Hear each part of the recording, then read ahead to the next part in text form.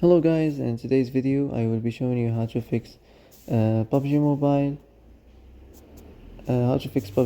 green screen problem. So the answer is easy. Just go to the settings and then scroll down to the apps section and then go to the search and search PUBG Mobile and then go to the storage, and here you will find this clear cache option. Click on it.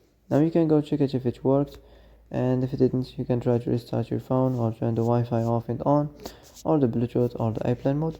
Also you can try to clear data, but be careful. If you clear data, all these applications data will be deleted. This includes all files, the settings, the accounts, the databases, etc. So be careful if you want to clear your data.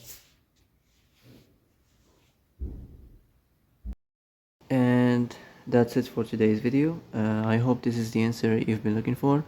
If you like this video, don't forget to like and subscribe, and see you in the next video. Thanks for watching.